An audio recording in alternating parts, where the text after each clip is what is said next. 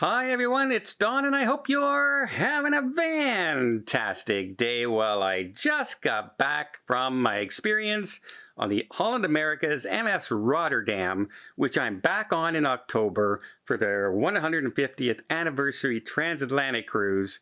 And I want to tell you my likes and my dislikes of the ship.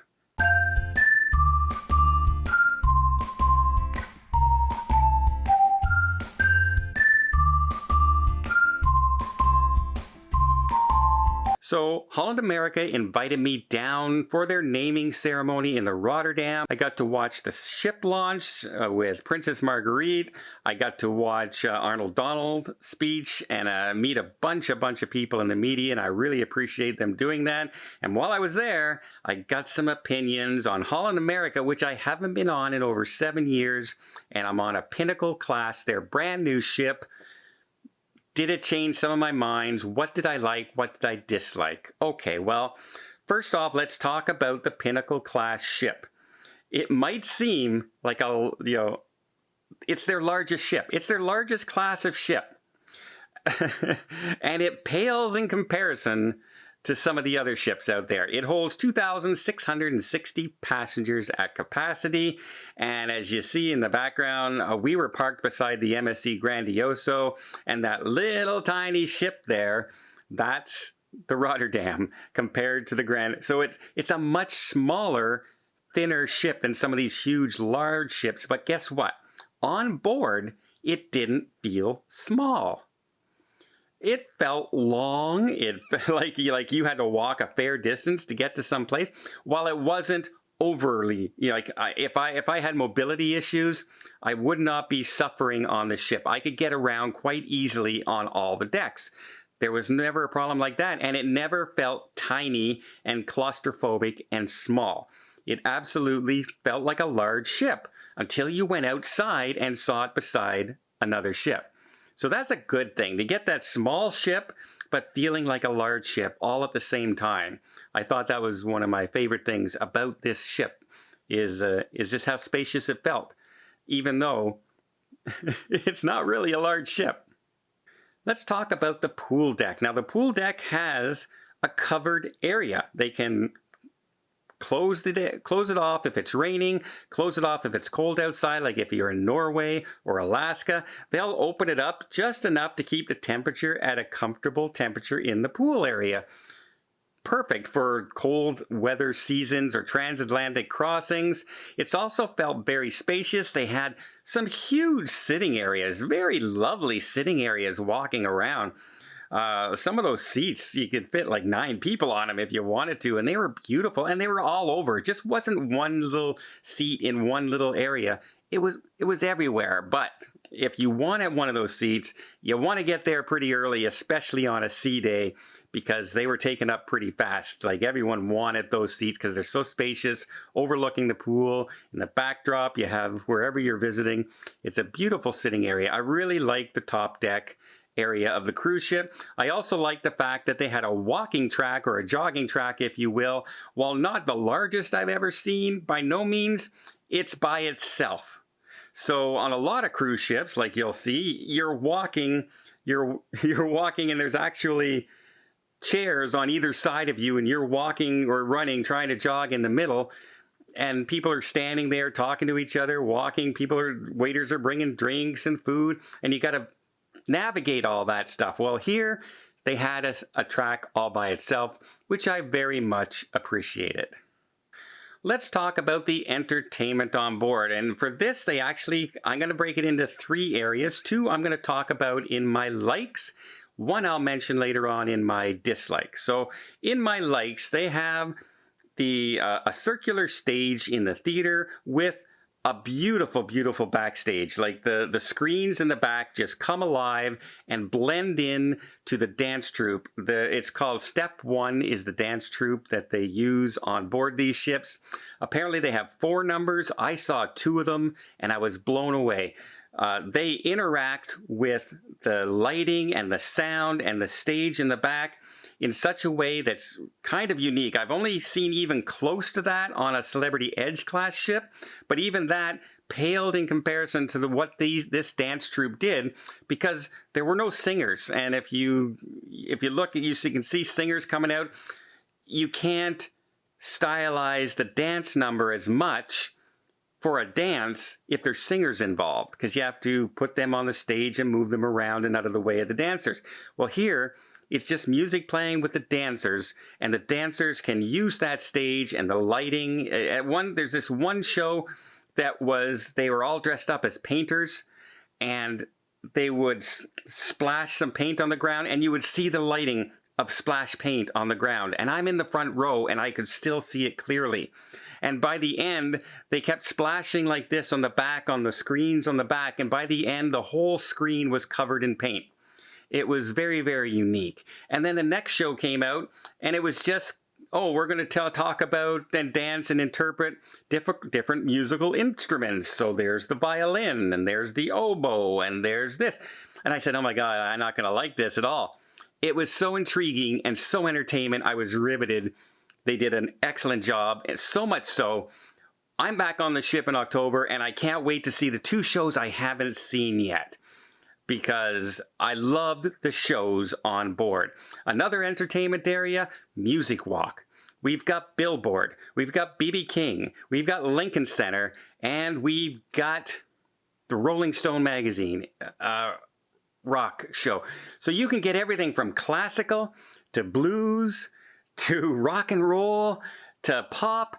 Every single type of music is in the Music Walk, and they're staged at different times, so you can enjoy all 4 if you want during the day. And they have multiple shows each day. It's just not a one-time event at one time at night like you'd see on some other cruise lines. On the Rotterdam, they had three separate shows in each of those venues. 12 shows altogether. So you could definitely find time to get to the Music Walk. And the entertainers were really good. I had a lot of fun listening to the rock and roll and Rolling Stone. I liked the dueling pianos. It was a lot of fun. If you like music, this ship was absolutely for you. And you know what? The Broadway shows, the dance troupe, I was completely surprised. I expected something much more older, and I got modern dance, fun dance, and a really great stage show. So I was very impressed with the entertainment on board. Another area of entertainment is enrichment centers, and those screens in the back certainly add to that, because they had this enrichment center talking about the history of Holland America. And the screens in the back showed all the old photos and all the turbulence that they went through from world wars, and the different generations of the Rotterdam, as well as the city itself and what the city went through. And things like jets, the first transatlantic flight going across, and how all the cruise lines started going bankrupt at the time, and what Holland America did to survive. It was really, really interesting. And the added venue of those screens on the back to bring those pictures giant to life, not just a pull down screen in the middle of the stage.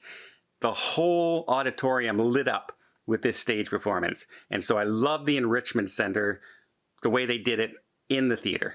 The enrichment seminars were great. All right, let's talk about the food. So I ate in Tarabin, which is an Asian fusion kind of restaurant, Rudy's Celle de Mar, which is French and seafood. I ate in the dive-in, which is the hamburger place up on deck. I had room service, and I ate in the main dining room. So I covered, during my time, a lot of I didn't eat in the Pinnacle Grill, which is the signature restaurant, but, you know, I only had so many days and so much time to try all this. And I have to be honest, I really didn't have a bad meal, even in room service. Now, room service will come up a little bit on my dislikes, but it's not because of the quality of the food. The quality of the food was quite good. Rudy's was delicious, and the Asian food, we all had extra. We just kept ordering and ordering because it was so good. And by the end, I felt like I gained 100 pounds. Because I couldn't stop eating. The food was really good, cooked to exactly the way I wanted it. Now, I will say, we were in a media group, and they knew we were in a media group. So keep that in mind, right? There's a lot of us on board. But I did not hear too many people, even from other guests and other passengers, that were ever complaining about the food. And like I said, when I ordered it at room service, they didn't really know who I was. When I go to the hamburger place, they don't really know who I am. So my interpretation of that food is my own, and I think that's the way it is. I just think that the food on board was top notch, and I will not complain about the food myself. I thought it was really, really good. Try Rudy's. Absolutely one delicious seafood with different variants and fresh fish. That's what Rudy kept stressing to me when I interviewed him, saying Holland America really likes it that he is allowed to get fresh fish all the time. That's why they have the seafood of the day in a lot of the ports you go to, because it's whatever they caught or got to the market that day. Yeah, I can't say enough good things about the food, except for one experience, which is coming in a minute. Quickly, the cabins. I looked at a couple cabins. I got to go into one of the suites. I did an inside cabin. And I said, okay, you know what? My balcony cabin was quite nice. It wasn't a full-size couch. It was like a 2/3 couch, enough for two and a half, three people, two kids on board. It had a lot of space inside. It was the gray tone, wood tones. Loved the bathroom, big spacious shower, lots of room in there. The bed was comfortable, no issues. Loved the color scheme. My balcony was huge. Absolutely had no issues with my cabin. Went down, looked at an inside cabin, and it was basically the same color scheme, design. The bathroom was really quite large for an inside cabin. I thought the cabin itself was great. For an inside cabin, if you're looking to save some money, the Rotterdam inside cabin was really nice. I was expecting something a little tighter and a little darker. I really like the cabin. So yeah, the color scheme is my kind. I like modern. You look at my house, I have the gray tones and everything around my house. It's exactly the same on that cruise ship. So it suits my style to a T. Okay, now if you've hung on this long, you want to hear the dislikes. Well, before I get there, let me just invite you to hit that subscribe button if you haven't done so already. If you want to see more ship reviews and more thoughts on other cruise lines like this one, plus the cruise news. It's just going to keep you up to date with everything cruising that you need to know before your next cruise, or some points of interest that you may not have known about a cruise line, like I didn't know about Step 1 on Holland America, the entertainment, the dance troupe, and now I absolutely want to see them again. So just hit that subscribe button. Don't forget the notification bell. It doesn't cost a thing, but it really helps the channel out immensely. And again, thank you, and I really do appreciate it. Okay, the list is not long on this, but I will mention a few things. One, Holland America Kids Club. Now, while they have made really good strides, they've incorporated a lot more space for kids clubs. The ship itself, there's no water slides, the entertainment's adult, the music walk, etc. It's more geared towards adults than kids. So I will still say that it's not really geared for younger children on board. You have to have kids at least interested in music and dance to really get the most out of a Holland America cruise, at least on the Pinnacle class right now. But they are making, like, the kids clubs have expanded and got better. However, I still think that because of the entertainment, it's really geared towards adults who love music and entertainment and food. Another thing was, now, while the room service was good, the menu was very, very limited. In fact, I could not order a hamburger. What room service menu doesn't have a hamburger?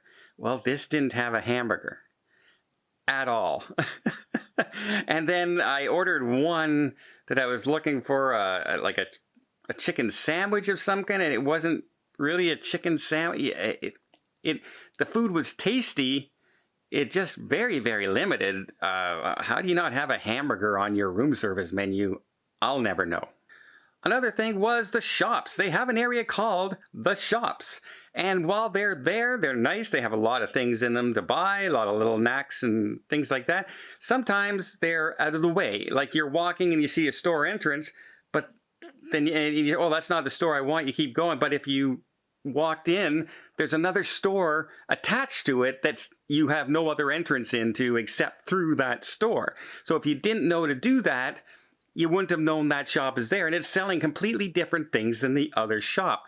Not only that, they were understaffed. I went twice into this one store, stood there, walked around, had my things in my hand, and never once did somebody come up to me and say, can I help you? Can I ring that through? There was nobody, and that's in an area with 2 store sections, and there was nobody in either one.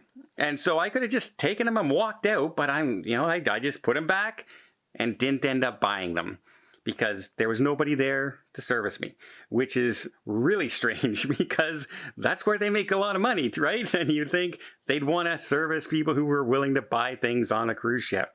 And oh yeah, they didn't have any ship models. What are you doing, Holland America? How can I not get your brand new ship model on your brand new ship?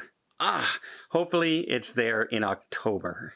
And finally, where they hold the games. The games are kind of held midship, and it's in this little area, but there's decks over top, that walking area, so it's like a little area, and it just doesn't seem conducive for the trivia, for the games that they're trying to do there.